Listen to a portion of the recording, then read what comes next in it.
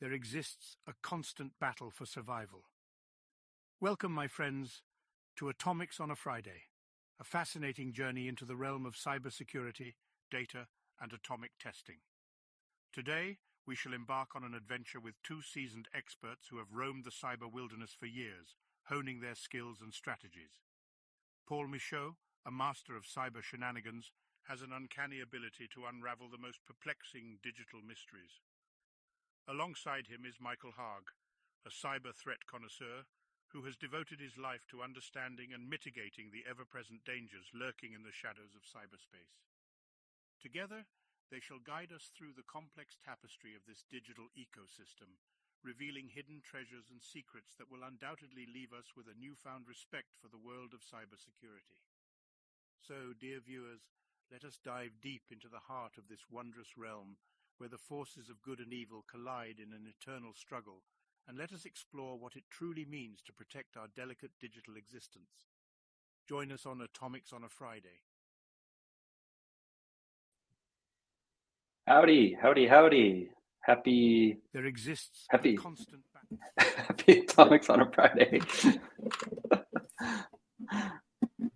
We'll get there. Oh, David. The intern is coming around, so We'll eventually figure out how to do this. yes, eventually. But today is not that day. It's too much, but we'll get there. Otherwise, happy Friday. Survive another week. Yes. Sorry, trying to get my...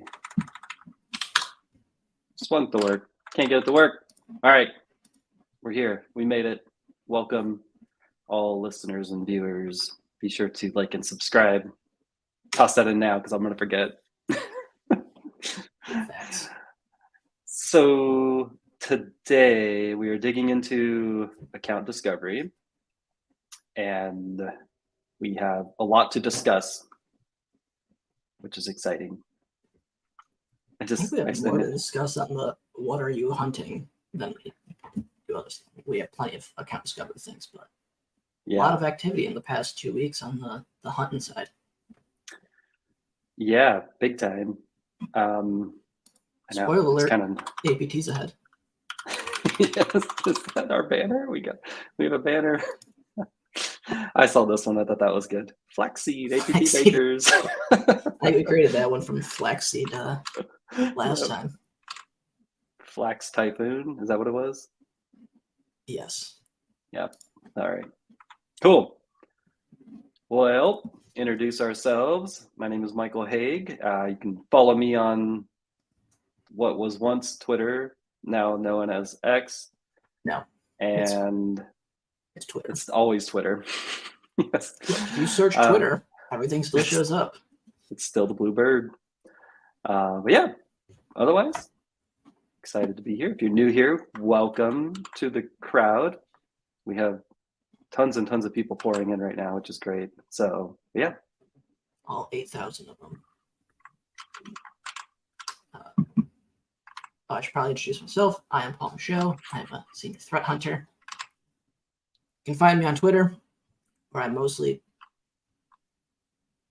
just do nothing except lurk in the shadows and occasionally throw out spicy takes. Not as spicy as others, but I try sometimes. We'll get there one day. The spice is alive. Pumpkin spice is back. Flax Spice. That's your new name.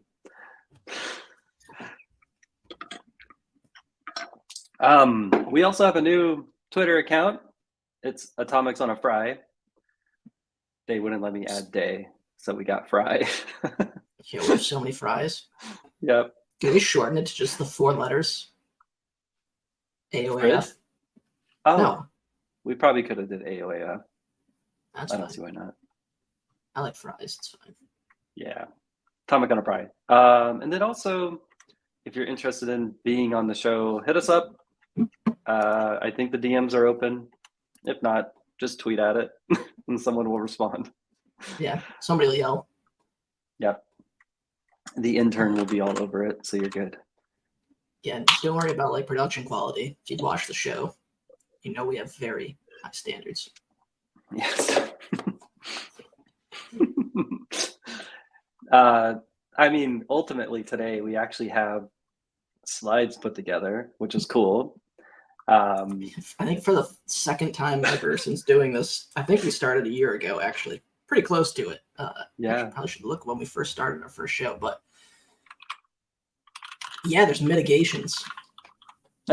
Yeah, you're really proud of I that. didn't make them. I just copied the links of people who had already done the work. So we're just going to present that information to you all because it's important. And it's a highly underutilized repository, so it'll be good. So our first episode was 9 months ago. We're almost there. Oh, we're almost there? Oh, wait, our first episode was in December? Yep, apparently. According to 9 months ago. Wild. All right, and let's go. My hair was short. That's funny. Okay. Well, wait, are you going off Drive or are you going off YouTube? YouTube. Okay. Let's see, because I don't think we had Drive for a minute. Yep. Yeah, not until we got a little bit bigger. We should probably look at Twitch, because I think we didn't stream to YouTube just yet. I think we were doing Twitch only. Oh, really? I don't remember that. Yeah, it took a minute to get YouTube going. Got it. We only have 24 followers on Twitch, even though I think it's the more looked at one. I don't know. I think YouTube. One. Yeah, LinkedIn gets pretty hot. So thank you for watching on LinkedIn, if you're on LinkedIn today. Yes. Facts. Thank you. It is lit. Yes. I had nothing to do with it, but thank you. Thank you. I saw the DM threads. I mean, I was there. Yeah, you were around in spirit. Yeah, that's a pretty cool little project. If you haven't seen sigconverter.io, that is our Sigma rule converter, community maintained. It's really cool. Like, it's free. You could run it in a Docker instance. I think it's like, I mean, outside of Docker, it's only 72 lines of code. Pretty cool. So, I mean, here, you drop the link into the channels. There you go. But yes, thank you for watching on Twitch. All right, ready? We ready? We ready to go? Let's go. Okay. So what are you hunting this week? Clearly my crash dumps. Yes, there was a massive stormy crash dump occurring this past week. Yesterday, it was, I think, released, that blog. Let's see. Let me find our. I have the link. Nope. All right, MSRC yesterday. Here we go. So if you've been following the saga of the storm 0558, this is the group who stole the keys, MSAs, for Microsoft, persisted in the environment for an amount of time. Yeah, that was a cool one. They basically took the keys from a crash dump on a box sitting, I think, in a dev environment. Is that right? Did you read that? Did you read it? Yeah, I read it. Okay. I basically, every time I finished a sentence, had about 4 questions in my head. Yes. Through the entire read. It's like a 3-minute read. It's very easy to read, but yeah. So the crash dump occurred in a highly controlled environment that doesn't have internet access. The dump was then moved from that environment into the traditional, like, a standard corporate environment, standard crash dump, moving policy. During that, sounds like there's a workflow that looks for things like passwords, tokens, keys, etc. However, some logic they had like a race condition that prevented the detection of those keys going out into the separate environment. And then where that crash dump ended up, that user or dev engineer had their account compromised. Adversary had it. They were able to then take that crash dump, extract the keys, and that's how they leveraged them. Now, Wiz came out with an article yesterday, which at the bottom of it had some very good points and questions, which kind of allude to it. And whatever your perspective is, right? Like, in some cases, do I blame Microsoft? Sure. In some cases, do I blame them? No. Like, it's the reality of the cyber world we live in. Like, you can't protect everything. And sure, can we say Microsoft should be able to do these things? Like, should they? Sure. Can they? Yeah. But have they fixed it? Yeah. But this whole thing, the big thing is, though, what's the time frame, right? Anywhere from April 2021 to like now, June of this year, it's a large window. Most orgs don't have logs that go back that far. And specifically thinking that, focused on like the Azure Exchange side of things. Yep. Will we ever know the time frame or when specifically? Probably not. It's at this point, from what I understand reading it, is it's the best working theory. And that is what it is. Like, can't do anything about it. But yeah, great little image here of what occurred. If you like infographics, which I do, I love pictures. Yeah, that definitely helps clarify. But yeah, it does appear a lot of it happened after. I mean, it's definitely been a few years, and I think that's what their blog highlights too. It was some amount of time ago that this occurred. The point being, though, is like the key point. What was the time frame of compromise of that user's account to the detection of it from not Microsoft, but a government entity, right? What's that window, right? If we can identify that window, that gives you a better scope than just saying, well, the dump from April to June, July, whatever the month is, right? Like, but time just solution. Just throw your computers out.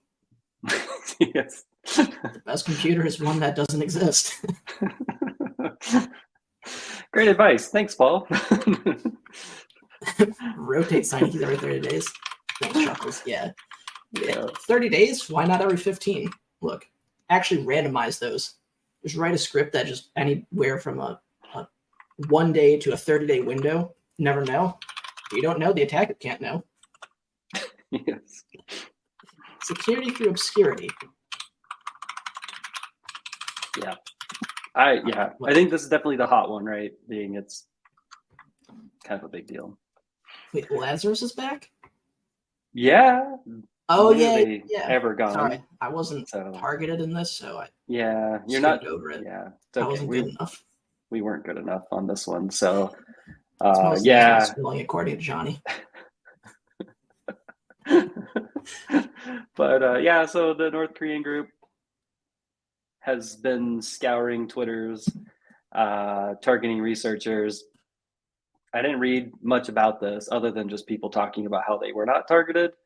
And there was like apparently like classifications of folks who who are being spammed versus those being targeted by actual adversaries, and those who don't get anything. So there's like 3 camps here, but pretty much I'm in none of these camps. But yeah, there was like a Twitter circle that the person had created and showed who they were. That was pretty good. The fact that they had the Twitter circle was top tier. And then somebody opened up the GitHub issue with the link to the Google tag report. Yes. Yeah. Phenomenal on that repo. Yeah. Sometimes the internet is a wonderful place. Yeah. But they did something similar. What was it? A year or 2 ago? They did again the same thing. They were like talking to researchers and then shipping code that they were like, hey, can't get it to compile, and then they compile it, and that's what injected the remote access on the box or whatever. A lot of lab environments / running on the researchers. Wasn't that Mandiant? Wasn't that like Mandiant people or something? I don't recall. Or I can't remember. I remember it was like they were going after pretty big orgs, I thought, or something. But yeah, I do remember this now. I wasn't targeted, so it couldn't be that good. Yep. Not us. Look, I'll run your payload. I'll run it right on prod too. Yes. Just kidding. Sounds like I would never run it directly on prod. I mean, the best way to test your IR and security products is to do it on prod. I mean, your red teams, do they test your dev environment? No, they go to prod. Yeah. It's always prod. Speaking of, skipped over that one. Yeah.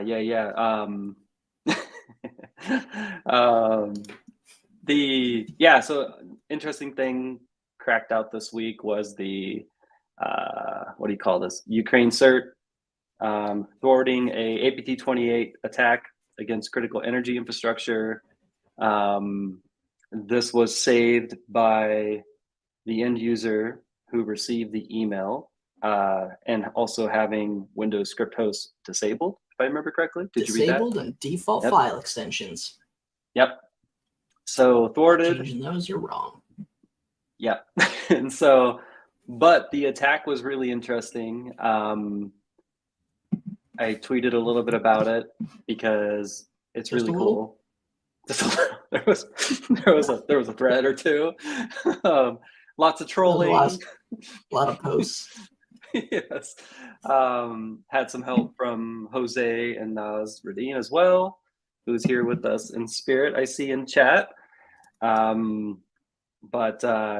This one was really cool. They're using this service called mockbin.org to host a redirect. So you click the link per the Ukraine cert. I have the tab. I guess I can share the screen. Hang on. Stand by. Share. Here we go. All right. So here we go. Go there and let that load. Okay, scroll down. There's all this stuff. Pictures are where we're going to be focused here for 2.8 seconds. Pictures. Yes. Hopefully you can see the red arrows, but basically it was an email with the link. Click here. Led to this mock bin page. Bin and then this GUID or this ID, bin ID. Bin ID was basically a script, as you can kind of see here. The script itself would profile your browser. It uses like a little check function browser version. If you were Chrome, Firefox, and on a certain... You push in more on that? No, it's really hard to zoom on this. Oh, is it zoomed all the way in? Yeah, it's kind of just a screenshot. Let me see if I can... that's better. Let me save it. Yeah, that works. Save it. No, it's good. Stand by. Is that better? I know it's kind of... Yeah, let me... Here, I'll also put it in Slack, so if you... Okay. You can follow along, but yeah, that's... Maybe my mouse pointer. So once you make it to the mock bin page, if you're good, it'll forward you to the mocky.io page, which then downloads the zip file. And then if you follow this red arrow up to the top, this is what would happen next, is it then spawns these images, opens up a browser, kind of just like a way to like blind you. And then it goes and like runs a bunch of things, including headless Microsoft Edge, which might be worth looking into. It downloads another VBS and bat file, creates a scheduled task and all that kind of stuff to persist. Kind of funny on the code page, the 65001 code page. CHCP. There was a couple of sandbox analysis, and it was like failing to actually set, which I thought that was awesome. It's like cannot change. And then the rest down here, this is the scheduled task XML, which is also the Tor relay version. If you haven't followed this, but yeah, there's like a whole Tor component in here. But on the right, this is a Zscaler published a similar blog complementing the cert one here. This is a Nishang utility called, what's it called? NTLM something. Start capture server PowerShell script. And that is a NTLM relay / capture. So it'll capture NTLM creds and then pass it out. There was a couple variations of the script. This is one version. It's completely bespoke. Like they went to the Nishang site, ripped out pieces that they wanted, and then they like shipped it off based on that. There's a couple variations and whatnot. But yeah, this is actually a really cool thing. Cool attack, I don't know. But there's some awesome stuff on that we'll be sharing more of. But yeah. So fun fact, I don't know if you came across it. I don't know if I've ever shared it with you, but so the Maki bins, this is not the first time that APT-28 was using that service. So the cert, Ukrainian cert back in April pushed a similar report out, but instead of using it for evasion, so you would get an email with a link to the Mach-E bin. If you pass the checks, it would then redirect you to the mach.org, which would then download your zip file, and then you open it, kick off the whole stuff. Back then, what they were using it for was payload. So it would run something, and then PowerShell commands would actually reach out and download the payloads that way. So same idea, except now they're just kind of switching it around. So they would have some different delivery mechanism, get execution, reach out and do it. Whereas this is kind of the initial try and evade the sandboxing analysis side of things, meet certain criteria before you could actually get redirected. But you did some interesting analysis, which actually can show that it tracks who clicks it and where, and then can show you like the redirect link if you meet the criteria. Yeah, I mean, you mentioned it. I guess we should just go ahead and share that. I don't Is mind. that not in there? It's public. It is on the CERT blog. So I was testing mockbin or mockbin.org. What the heck is going on here? Yeah, prompts happening. And here, let me share my screen again.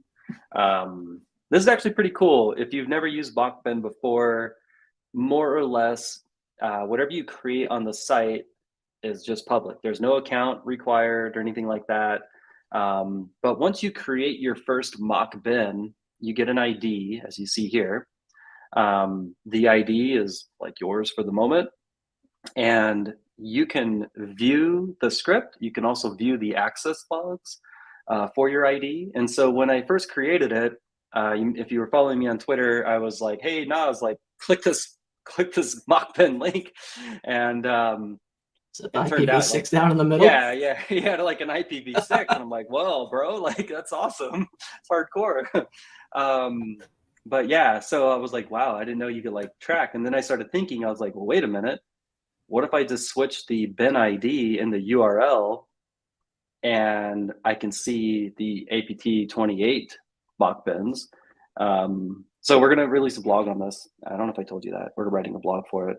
But basically, if you go look at all the mockbin.orgs, all the requests on VirusTotal, you can take the bin IDs, paste them in there. You can go in and like view the actual history, and this is the access logs. And then you could also view the actual script. So correlate this with what you see in the CERT blog, matches exactly. And I can probably zoom in more, enhance. But yeah, pretty nifty. You can see the Mach-E IO. All the Mach-E IOs are down. Mach-E IO is basically the same thing as mockbin.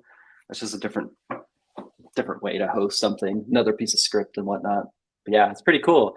I also found another one this morning where you don't even have to host code.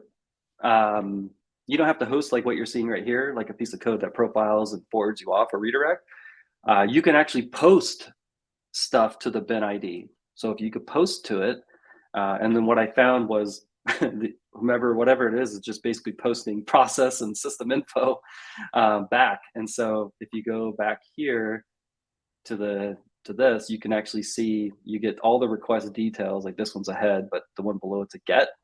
And you can get all the posts as well. You get user agents, but on the right, for the one that was posting, it showed like the full process list and everything like that as well. So the service is really neat from the perspective of an adversary wanting to have a public way of tracking check-ins or tracking, whatever it may be, or like what APT28's doing is redirecting. So yeah, this is really neat stuff. I'm excited to share more on our little blog. Yeah, it's exciting. It's good stuff. Yeah, but let's go back for a second. If you go back and look at that CERT article, nothing in there.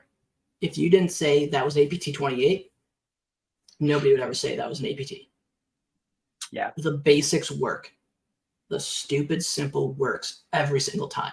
And I think we harp on this all the time of like the basics and the fundamentals, but like, look at that delivery mechanism.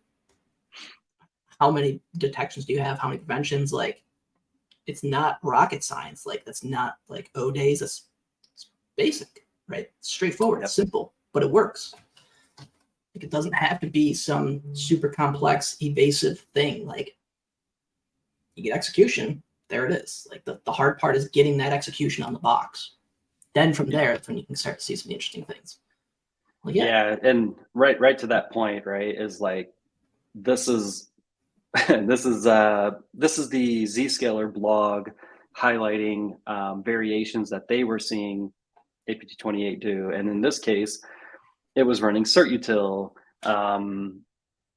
deleting files or whatever it may be. But the certutil piece kind of stands out. We, obviously we have atomic tests for this. Hopefully everyone's looking for the URL cache stuff, encoding hex and things like that. Like, all of this stands out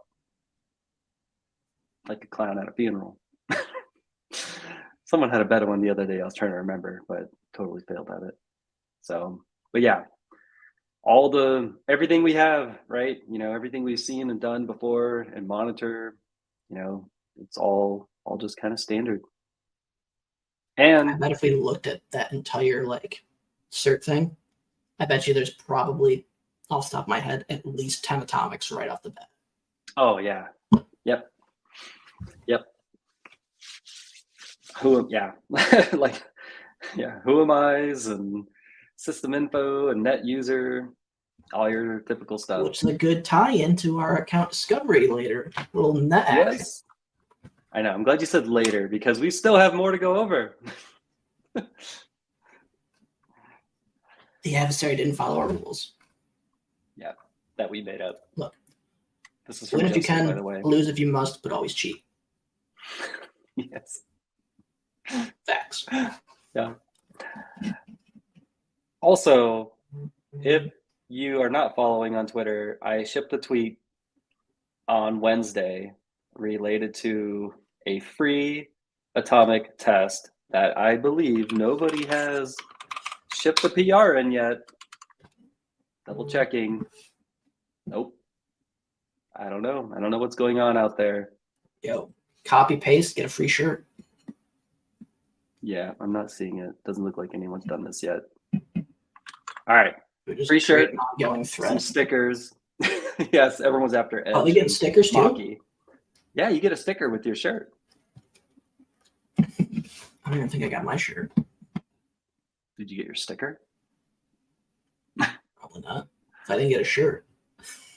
Yeah, right. I have a few shirts.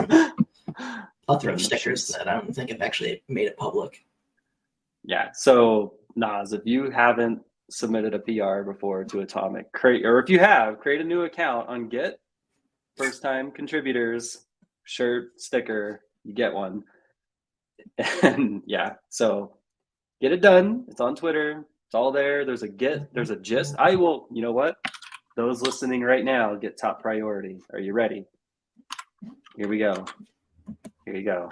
Boom. And while we're at it, let's just dig into it real quick. Oh, yeah, what is this? I don't remember what this one is. Oh my gosh. I don't remember either, honestly. It's the Internet Zone one. You just change it to allow everything to open basically from the internet. I don't even recall this one. Yeah, that's pretty bad. So first time contrib. it's already there. We truly just have to copy and paste submit the PR. Yep. Copy paste, get a free PR. It's top tier. All right. So yeah. And there's two, so technically you and your buddy could each take one. Yep. That's two shirts. Make sure you tag Brian and tell him you want the new shirts. Wait, is there new Atomic shirts? No, I've only been asking for new ones for like 3 years. Oh, yeah. Yeah, tell him you want Ride the Lightning Bird. So yes. If you are, yeah, hang on. We need to open up that image real quick. It's Do we know any graphic designers? Because we should get a Ride the Lightning El Camino. We can get designers. I mean, Fiverr's pretty awesome. Hang on. Here we go. This is what you need to ask for. This right here. Yep. That's the one. Okay. Oh boy. There's so many of these little chat things. Okay. So anyway, yeah. See right here, you get a t-shirt and a sticker if you contrib. So like I said, create a new account, ask for Ride the Lightning. Hey, can you ask that that bot what OPSEC is? I can't chat with it. It's sending me a privacy policy. Oh. Let me refresh. About their OPSEC? Yeah. Yes, hang on. We got a minute before we have to do demos. Let's do this. Here we go. Yes. Show me details. Come on, Birdie. Oh, you can't chat with it. Did they take it down after you kept asking about it? You go for it. That's right. Come on. There's Here we go. All right. Here we go. Connect with an expert. Great. Oh, Bob at bob.com. Sorry to all the SDRs who will be receiving random stuff today. Just put in Keith's email. Colorado.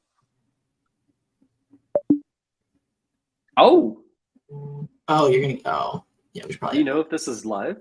Does this? I have no idea. I don't remember. I don't work. You don't remember? No. Hang on. I wasn't in charge of the website. Like this may or may not. This may go sideways. Oh. Okay. I better drop. Sorry, Marcus. Didn't think we're actually going to pair the real person. Good to know. All right. I'll leave him alone. A live person. Yeah, that was pretty funny. Okay. That's good. Oh yeah, EDR. Oh, there's more. Yeah, man. Oh yeah. I'm telling you, we had like a solid 30 minutes of hunting. So there wasn't a blog; it was Adam. That's why we couldn't find it. Yeah, well, there is a blog. Somebody blogged there recently of an adversary accessing EDR to use live response. I swear it was CrowdStrike. I can't find it, but it's out there. If you know of the blog, please share it back. It's out there. But Adam Chester publicly is like, EDRs are amazing. Check out those live response consoles. And then if you read the threads, all these red teamers are like, yes, EDR live response is amazing. Compromise 100,000 endpoints in a second. I was like, yeah. Why wouldn't you want to use live response as an adversary, APTX? You know, like live response is lit. Let's take it back. EDR was originally built by red teamers, right? Yep. So of course it's used by it. Like the idea of EDR is truly just malware that's authorized to run. If you fundamentally think about what EDR does, it is almost like any C2 out there. Yeah, it is a C2. Yep. And the fact is, you go look at docs online, they're publicly available, and they'll tell you the API, they'll tell you whatever you need to go script this out. So you don't even need console access. Oh, you don't have creds? Who cares? Just go script it out. Tokens? Yep. You can get those. They're run around like hotcakes. And you just blast out whatever you want. And hot tip, I should say. It runs the system. Boom. Look at this. I don't mean to hijack. Where did it go? Just go it. Wait. Did he open an issue? Where'd you put it, Nas? Did Nas open an issue? I think you opened that. I think you opened your issue on your fork. You need to submit the PR. You gotta push it. You gotta go from your branch into main. Yeah. You gotta open the PR on the Atomic Red Team one. When you do that, I'll share it. Yeah. Okay. Yeah. So go back to what you were gonna share. Don't do it. Well, we already did, so it's a little late. I was gonna share his PR, but he shipped it to. Oh yeah. He tagged me on his fork. Yeah, he's gonna fix it. But yeah, 100%. Live response is amazing. You got APIs. You can run a system. All this stuff. We cannot, as defenders, you cannot be naive that your enterprise C2/EDR is not going to get compromised. If red teams are publicly talking about it, which they are multiple times, adversaries are absolutely doing the same thing. I am Watch your keys. Now EC2. So you think, oh, Amazon EC2? Oh, yeah. No. Enterprise C2 is the new name for it because it's exactly what it is. Yep, it's so true. Defenders, pay attention to those login logs to your EDR. Pay attention to those live response logs. They're a gold mine. Yep. It's amazing. And if you're not the one using it and you have a third party leveraging it, are they monitoring it? Are they looking at those login logs? Either way, somebody needs to be looking at those logs continuously. Yep. They're using them. Fact. Yep. And I think for the most part, most EDRs will log the commands being ran. So you'll see it in your EDR. Yeah, like the child processes of the process. Yeah, right? the child procs, exactly. Yeah. And yeah, they should. Yeah. There we go. Your cert utils or PowerShell's being called from that telemetry collection process. That's kind of weird. Oh, it's making this weird connection to an IP address and not a domain. Who would have thought? Look at that. First time contributor. Merging. Yes, approve it live. Yeah, why not? Oh, there's a link that we can just DM Nas now. Really? Do anything. Yeah, you should have the access.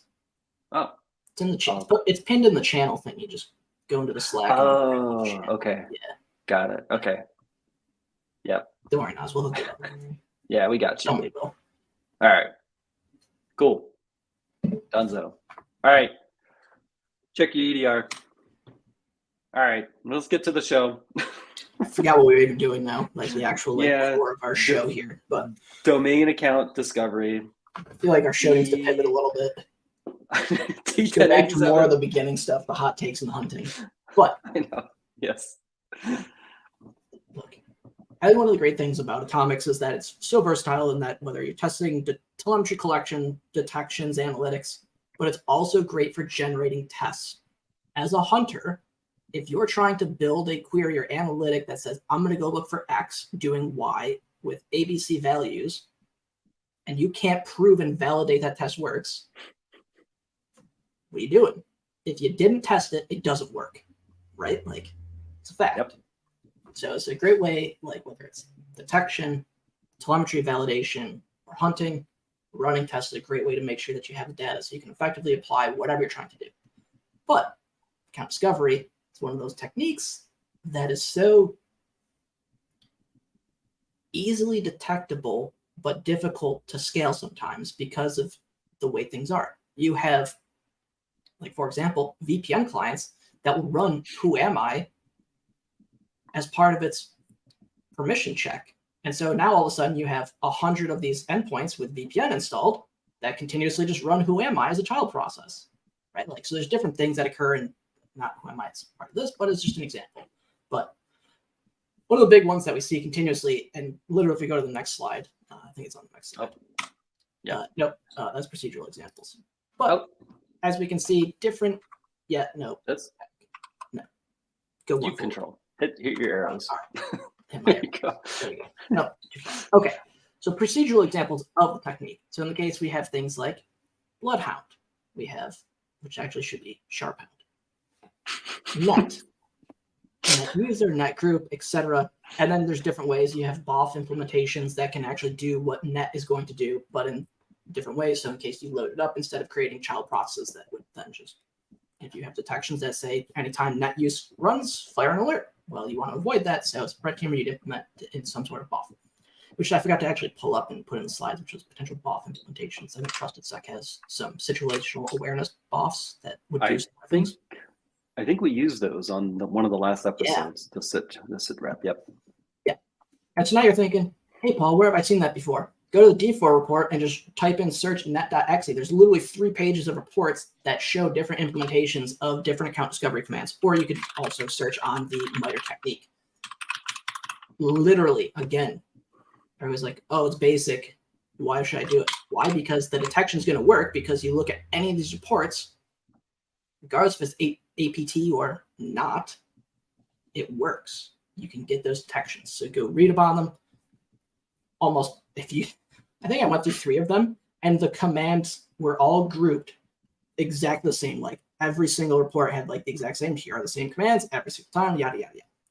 But the great news is, you're like, cool. I built some detections. How do I test them? Great news. Atomic tests. There are currently 23 tests.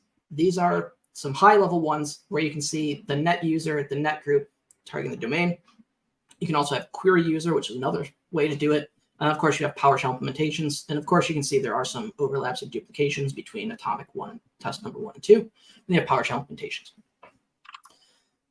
So again, if we're only focusing on the process telemetry side of things, probably going to see these. But if we focus on the activity or the behavioral aspect of things like network traffic, event log, etc., we're going to see some variations in what potentially is logged. I didn't add that. Did you add that? Hang on. Where are you at? I was trying to install invoke. Oh, I'm on the slide. It says don't forget. Oh yeah, I added that to the domain. I was trying to test these earlier, and I was like, got to be on the domain. So yeah, that's where that came from. But yes, if you're trying to run domain-based atomics to query information about a domain, you should have some form of domain access or the ability to authenticate to the domain to go query that information. Yep. 17 minutes. Let's do some demos. Do you want to kick it off with Sysmon, or do you want to kick it off with some Wireshark? Oh, first, I should say. If you want to go first, I'm trying to get this thing rolling here. Actually, stand by. Invoke atomic.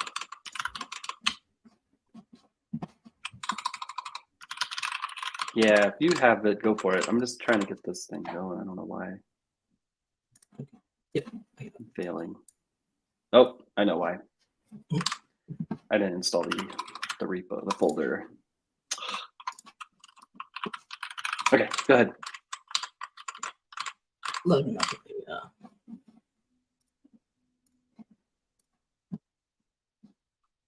Was that? I gotta maximize because why is it driving me nuts? Wireshark. Updates? Patches are lame. Ain't nobody got time for that. Who needs updates when you need when you want to keep your RCE? Big tree. All right, kill that. All right, what do we got? I don't know if I have Atomic installed on this, so we're just going to do something slightly different. Do it manually.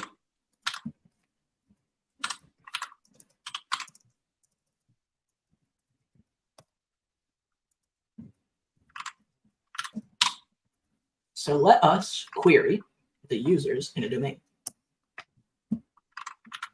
And now, this is what happens, right? Because we're going to ask, in our case, the domain controller, obj.dco1, for this information.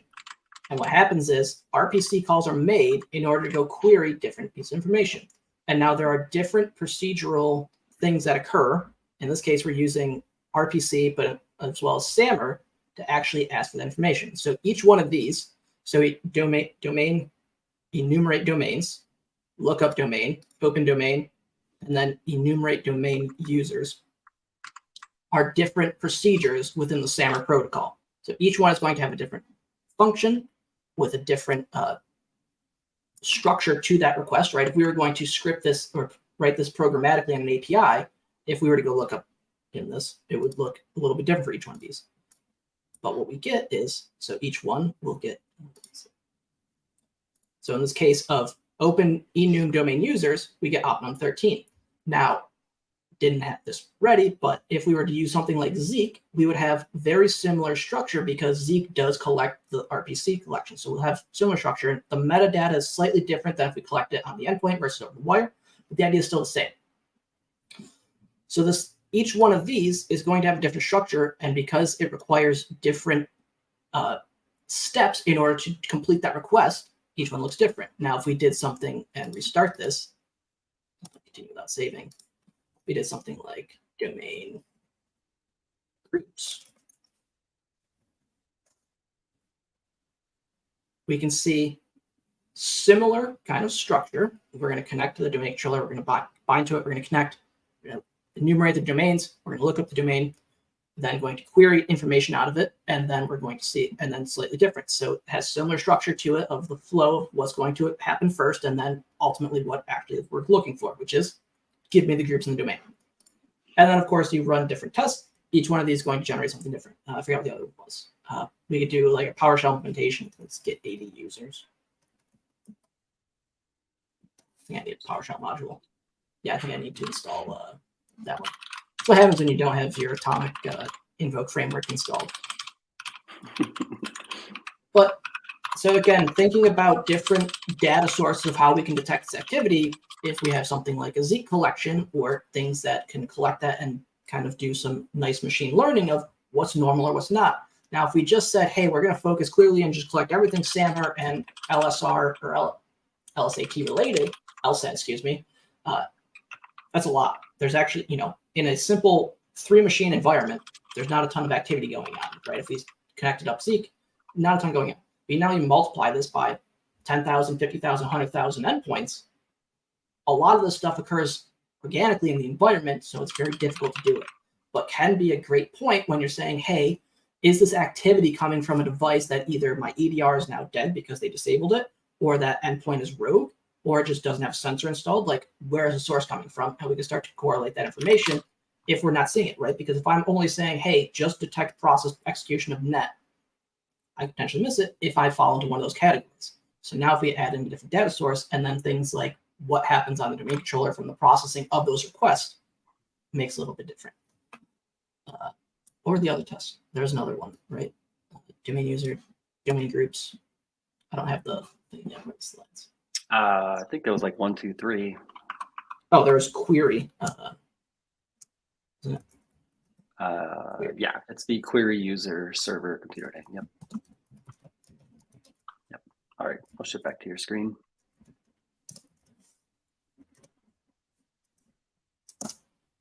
It's gonna work. Oh, it did. Cool. All right, let me restart. Saving.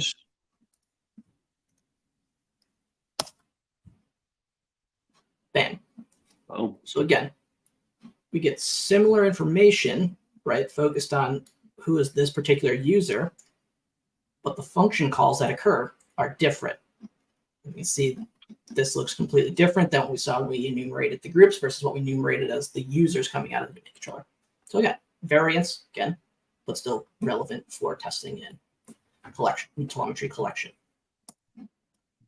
But now, what does that look like from a process standpoint? Something like a sysmon that has similar data telemetry collection than to like your enterprise EDRs, CBs, DFEs, Cortexes, S1s, etc. And this another big one. CrowdStrike, excuse me. Don't want to forget the. Yeah, another instance of using different data sources to potentially try it, depending on what you have available, but also thinking fundamentally of if telemetry is down in one source, how do I detect it with a different source? Or if attack comes from an unmonitored asset or a rogue device, how can I potentially use data sources to look for similar activity? That's right, RPC in your EDR. Let's go. Look for that John Mon.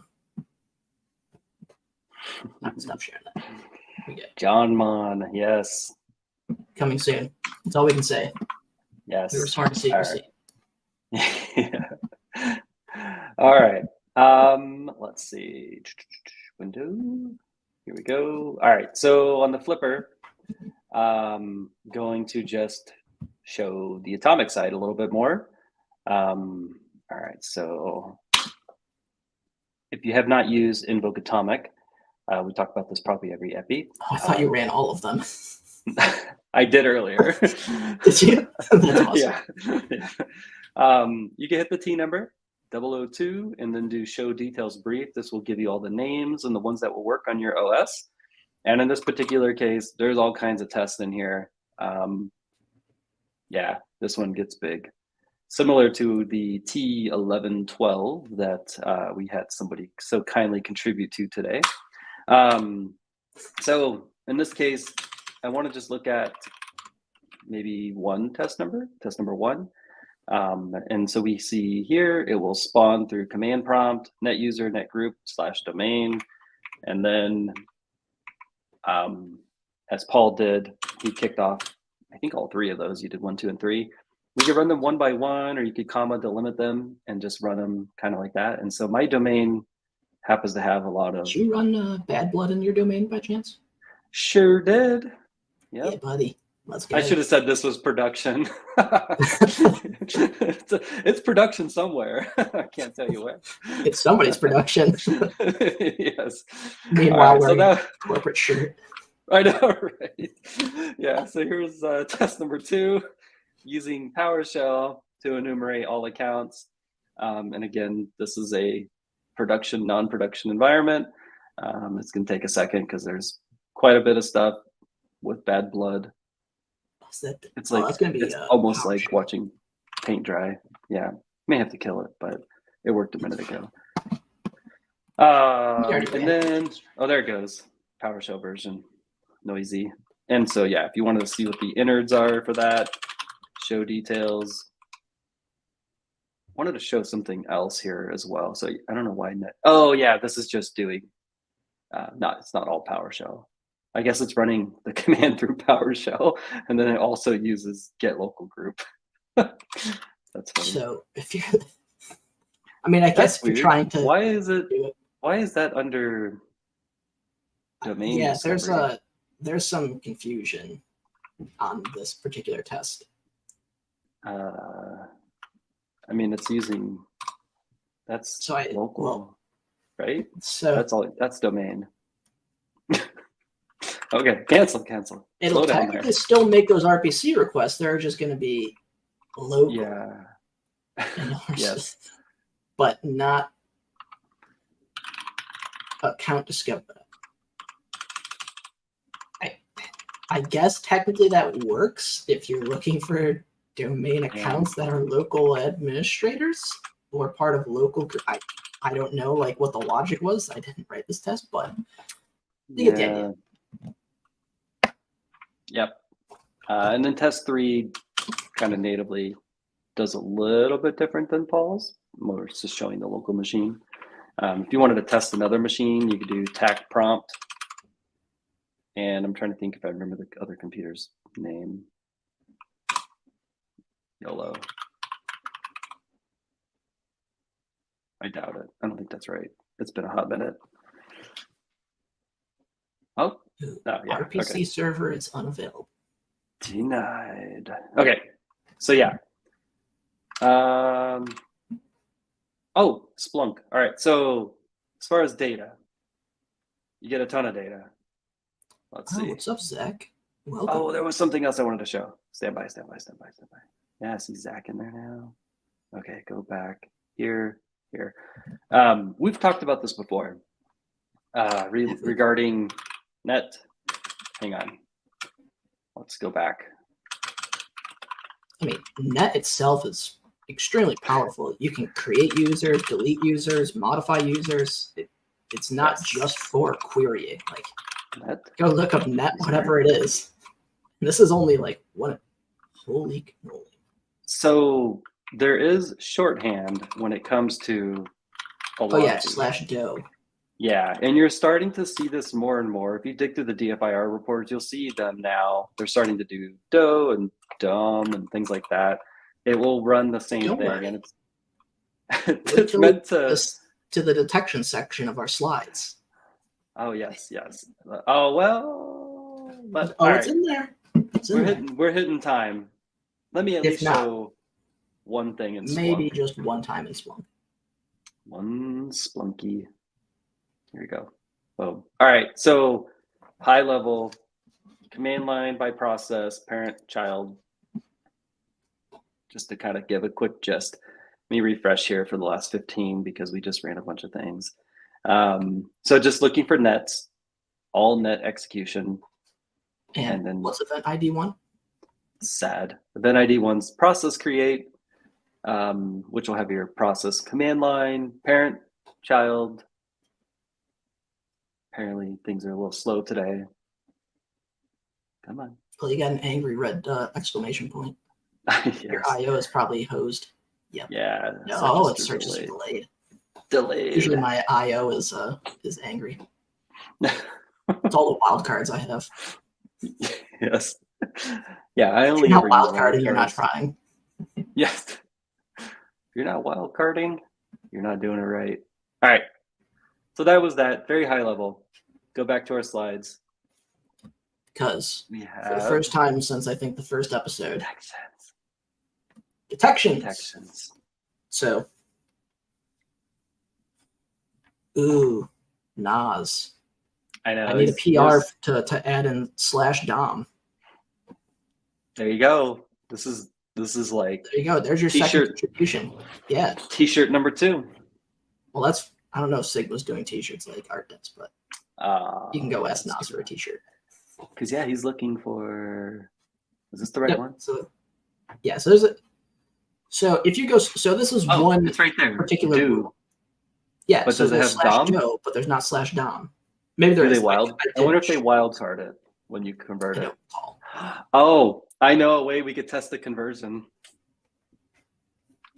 Do Sigma convert. Sigconverter.io. Lego.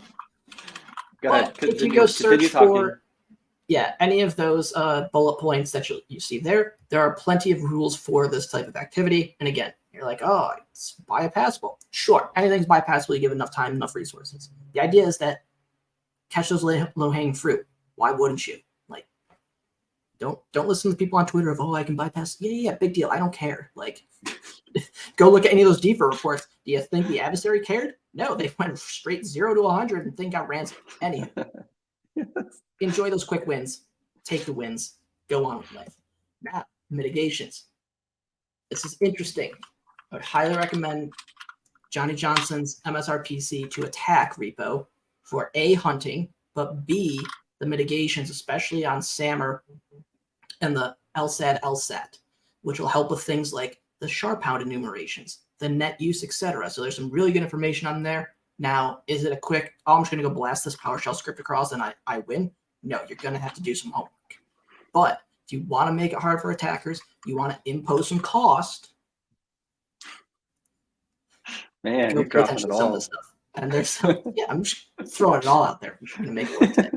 Some really interesting ideas of how to do some of this, whether it's prevention or mitigation or even slow it down. Again, getting those wins, making it more difficult is better.